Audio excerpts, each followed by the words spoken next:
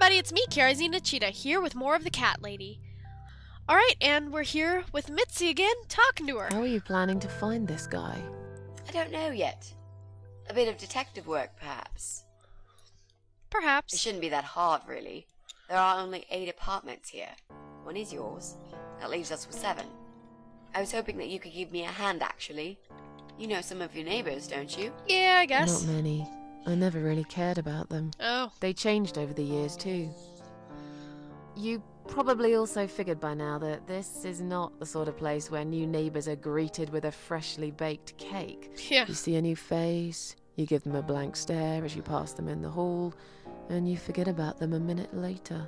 That bad, eh? Well, there's that bald guy who lives above me in flat 5. He came here recently to shout in my face. Always He's a lovely. nasty piece of work, but I really don't think he's the person you're looking for. What does he do for a living? I think he's a train driver. I can't imagine somehow that my guy would be a train driver. Okay, that's good. Leaves us with just 6. Anyone else you know? I'd have to think. I don't know. You know, maybe not tonight. Let's just talk about something else, okay? Oh, alright. I have plenty of time. There's no need to rush this. Maybe tomorrow we could sit down together and make a plan. I could draw a simple map of the building, and with your help, mark down who lives where.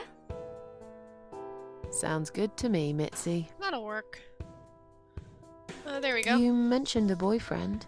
Tell me something about him. Yeah, okay. Let's talk about him. His name is Jack. He's dead. Oh. Oh. Exactly. Miss Ashworth, are you sure you want to listen about my miserable life? I don't want to bring you down. These aren't happy stories. And I'm not a happy stories kind of person. I'm sure you've noticed by now. I guess so. Yeah. Anyway, I suppose I would have had to tell you about Jack sooner or later. After all, he is the main reason I'm here. I just don't know where to start. There Tell we me go. how you two met. Oh, we knew each other for like forever. We grew up on the same street. It's funny how we seem to be made for each other. A perfect match. I always knew he was the guy for me, and I'm sure he never doubted that either. Jack was absolutely crazy about me. We thought one day we would marry, have children, be happy. Oh. I never had many friends because I had Jack. I didn't need anybody else. You know, if there's one thing I'm really grateful for in my life, it's that I got to experience this pure, perfect love. Some people go through a lifetime without knowing how it feels. True. I guess I've been very lucky, One way to look at it. but all luck runs out sometimes. Yeah.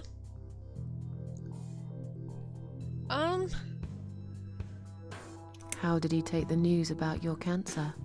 He thought I was joking at first. Oh. He laughed. And he got really angry.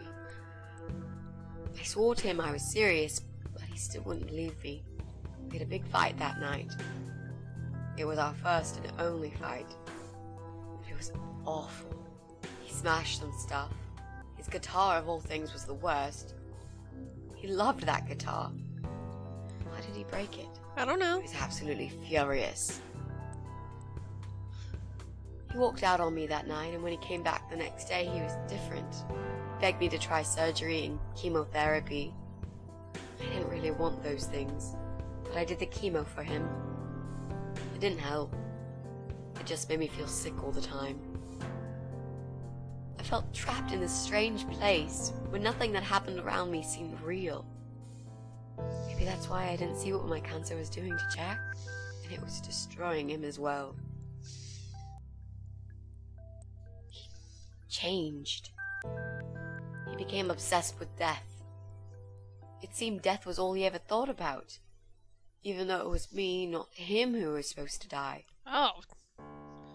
Jack made those pictures on your wall.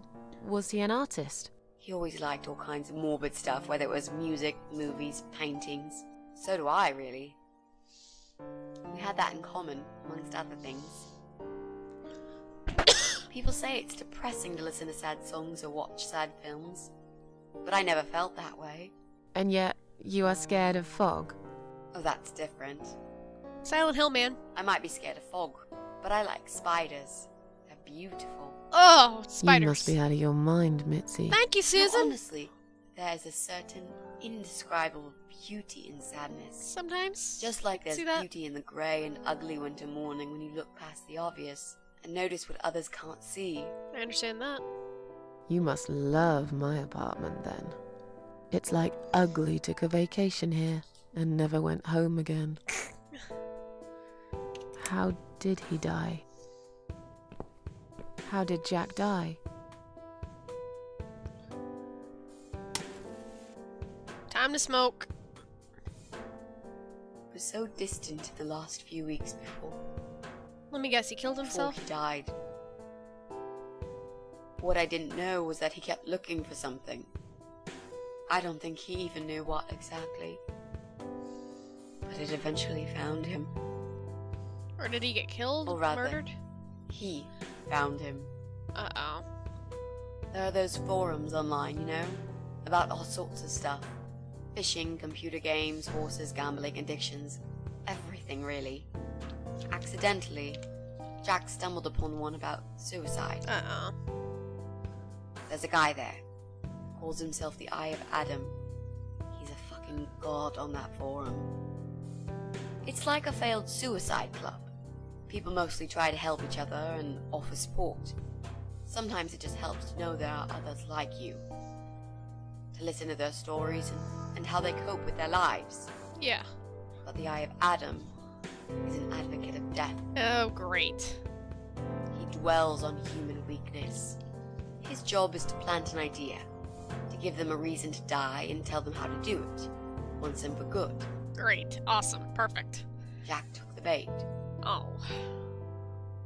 Before he knew, he was completely brainwashed. One day he sat down with me and tried to explain his perfect solution. It was the Romeo and Juliet kind of scenario. We were both to die together in each other's arms. Oh, Jiminy. It was supposed to be a quick and foolproof death. There was no chance we would have been saved. All thanks to the Eye of Adam, who created a tool for perfect suicide. He told me it was very simple. All we needed were 2 easily accessible household chemicals, which combined together create a gas called hydrogen sulfide that kills you within a couple of minutes. I told him he was fucking nuts, of course, but he just wouldn't give up. He reasoned with me, and he begged, and eventually just kept screaming at me. I figured it was his crazy idea of a modern romance, but it was downright tacky and just wrong. Finally, he said he would get everything ready and wait for me in our special place at dawn. 5 in the morning. Don't be late. Those were his last words he said to me. Then he stormed out. So he killed himself, I huh? cried for hours, thinking I didn't deserve all that from the person I loved most in the whole world. No, you A few didn't. times I even tried to persuade myself that maybe he was right and I should do it. I just couldn't. I eventually fell asleep. I didn't Oh. plan it. My head was killing me. I was so tired. I woke up suddenly. I could see the sun rising out my window. Oh, It no. was nearly 5. In So, utter panic, I threw myself off the bed and ran out the door. I needed to stop him. I needed to get there before it was too late. but you didn't, did ya? But right there in my bedroom, before I even left, I already knew it was. Oh. When I arrived at our special place, it was already bright. We used to go there in the past, drink wine, sometimes smoke weed and listen to Pink Floyd, sometimes make love in Jack's car. There wasn't really anything special about that old parking lot, Oh. but to us there was. It was completely abandoned. It was quiet. It was safe. After that day, I've never gone there again. Can't blame you. And now I'm playing as Mitzi. Oh no.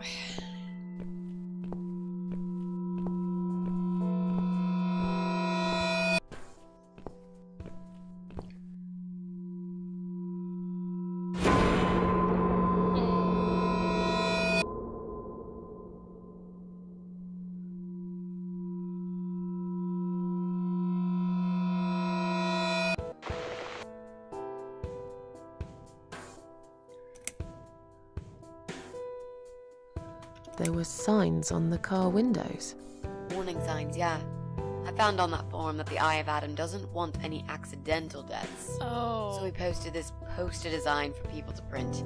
I see. Turns out there's a whole sick ideology behind it. Fumes from the car could hurt anyone who opens the door, and that's not the point. I see. The idea is to die willingly and with clear mind, to prepare for it, to embrace it. Jesus. You'd think the police would investigate the whole thing. Sounds almost like a sect. Yeah, it does. The guy knows how to hide. The police can't be bothered to make an effort. It took me 3 months to track him down. Well, now I'm finally so couldn't close. I can almost smell that fucker. I'm so sorry. I think now I understand. He loved you so much, he couldn't bear the thought of living without you. And that guy, the Eye of Adam. I'm not surprised you want to find him. I know I would. I'm not sure if I should believe that you only want to talk to him. But hey, that's none of my business. I wouldn't know what I'd do if this happened to me. Good to know, but I really just want to talk. I want to face Jack's killer and tell him what he's done to me. You know, the funny part is that he actually told me where he lives. That sounds like a He wants to trap. meet me. Would you believe that? How come? Well, this kind of thing he does is called trolling on the internet. It's usually a form of extreme bullying and psychological cruelty. Those who are clever enough say, don't feed the troll. Don't talk to them. It only makes it worse if you show any interest in them at all. And Eye of Adam is no exception. He craves attention. I see. He's a hungry troll who wants to devour as many hearts as he can get a hold of.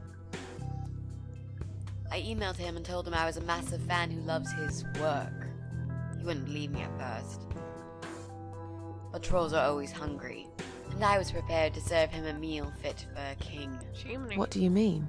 I fed him so much bullshit that he really believed I'm a suicide preacher just like him. Great. I wish he'd given you his door number, though. Would help. It's all a part of some sick game he's playing. Sooner or later, I'll find him.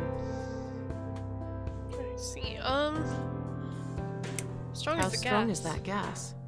Extremely deadly, it turns out. It kills in minutes.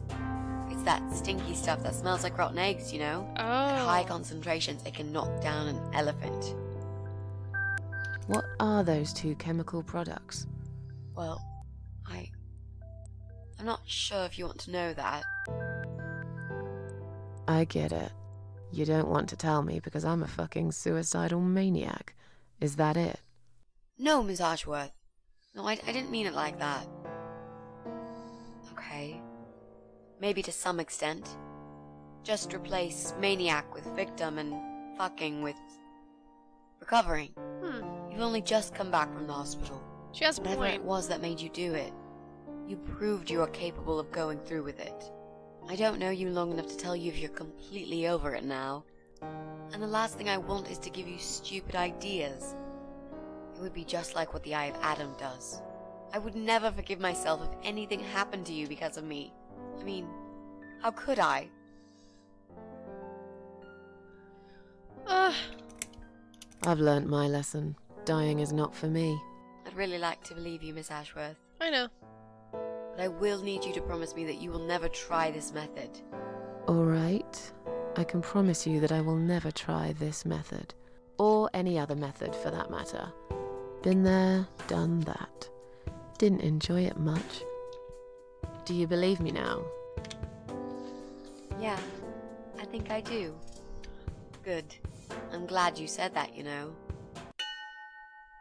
Okay. Sorry, The Mitzi. recipe for this deadly cocktail is very simple. Any good housewife can make it in a blast. Oh, we're gonna have to end up doing that, huh? Alright, I'm gonna save. No.